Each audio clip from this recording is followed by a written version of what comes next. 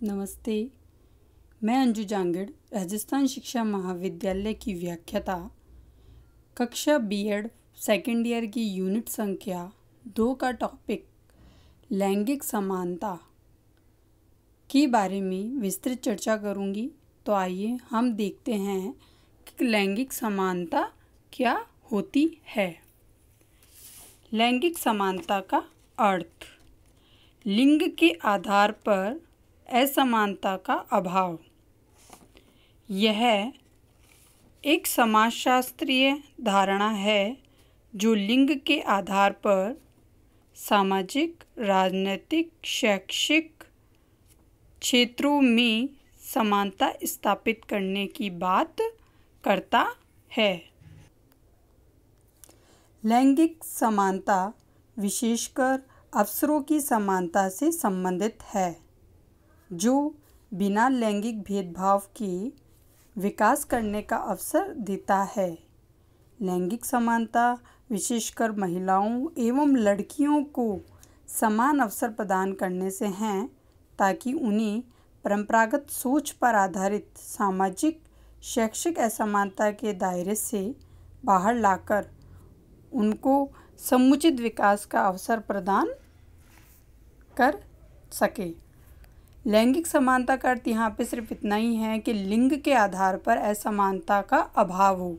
स्त्री और पुरुष में हर तरीके से लैंगिक समानता दी जाए। तो लैंगिक समानता मतलब स्त्री और पुरुषों को समानता देना या समान अधिकार देना।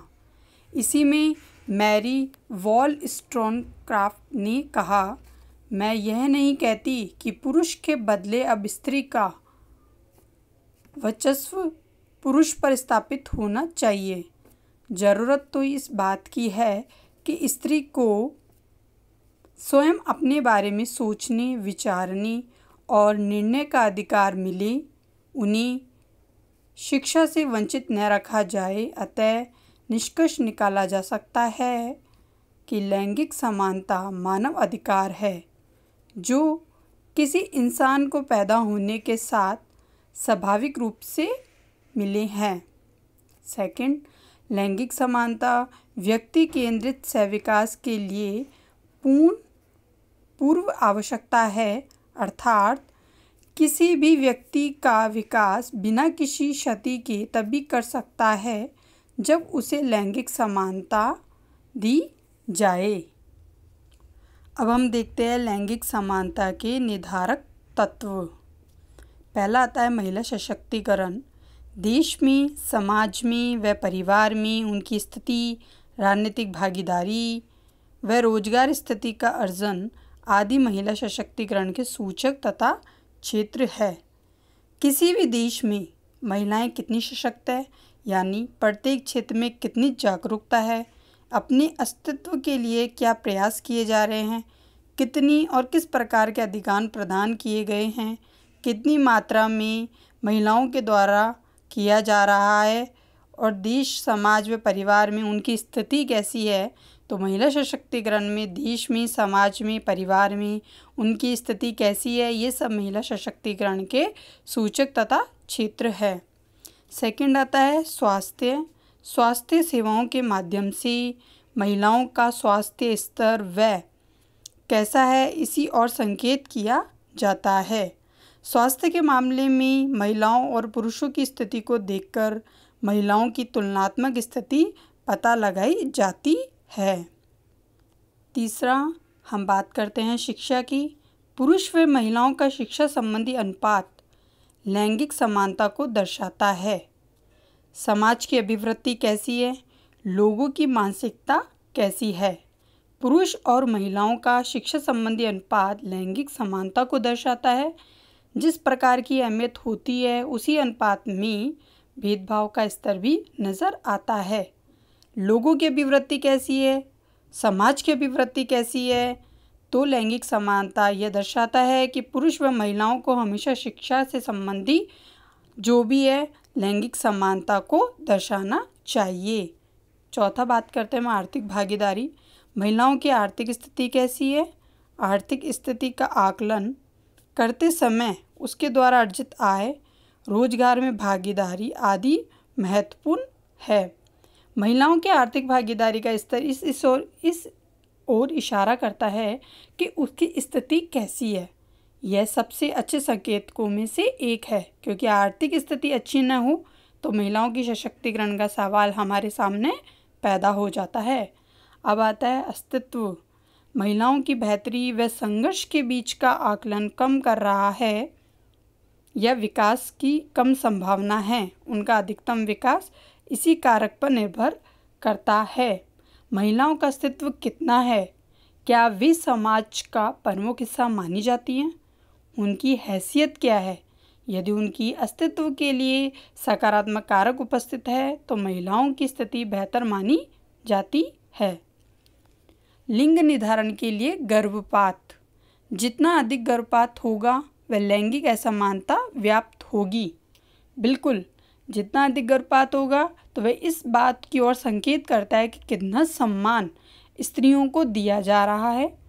स्त्री लिंग निर्धारण के बाद यदि कोई समाज पैदा होने से पहले ही गर्भ में मारने की बात करता है तो समाज ही जिम्मेदार है, और यह मान लिया जाता है कि स्पष्ट रूप से लैंगिक असमानता क्या है हमारे सामने व्याप्त हो रही है। फिर आता है राजनीतिक सशक्तिकरण। यदि महिलाओं को राजनीतिक निर्णय प्रक्रिया में शामिल किया जाए तो वे अधिकारों व अन्य परिस्थितियों के प्रति ज़्यादा सजग हो सकेंगी। जैसे कि महिलाओं को वोट देने का अधिकार दिया जाए। हमेशा स्त्रियों को पुरुषों के समान अधिकार मिलने चाहिए, चाहे वो राजनीतिक दौर हो, चाहे आपका शैक्षिक दौर हो या आपका सामाजिक दौर हो। फिर आता है साक्षरता दर। साक्षरता दर के माध्यम से समाज में उनकी शिक्षा को लेकर कितने जागरूक हैं और देश के विकास में उनकी कितनी भागीदारी है।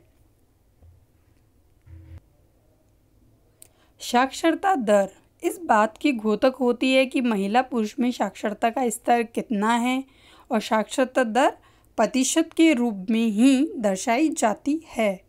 फिर आता है आय अनुपात। महिलाओं में पुरुषों की आय में क्या हिस्सेदारी है? यदि आय अनुपात कम है तो इससे इस बात को बताता है कि महिलाओं व पुरुषों के आय की क्या भागीदारी है या क्या हिस्सेदारी है। आगे हम बात करते हैं लैंगिक समानता की आवश्यकता एवं महत्व। परंपरागत विषमता को समाप्त करना। परंपराओं के रूप में व्याप्त असमानताओं को दूर करने के लिए, जैसे विशेषाधिकार, निर्णय प्रक्रिया, स्वतंत्रता संबंधी असमानताओं को दूर नहीं किया जा सकता है। सेकंड है संतुलित सामाजिक विकास को सुनिश्चित करना। स्त्री व पुरुष का समान रूप से विकास होगा तभी सामाजिक विकास संतुलित रूप से हो पाएगा। नेक्स्ट बात करते हैं भेदभाव समाप्त करना। किसी भी लिंग के प्रति हो रहे भेदभाव को समाप्त हम तभी कर सकते हैं जब लैंगिक समानता की स्थिति पैदा की जाए। महिलाएं ही इसी भेदभाव की ज़्यादा शिकार होती हैं, और इस भेदभाव को समाप्त करके महिलाओं के मानसिक स्वास्थ्य को भी ठीक होने में समय नहीं लगेगा, क्योंकि भेदभाव से जो मनोवैज्ञानिक तनाव महिलाओं में उत्पन्न होता है वह उनके मानसिक स्वास्थ्य के लिए अच्छा नहीं होता है। आगे बात करते हैं आर्थिक स्वावलंबन।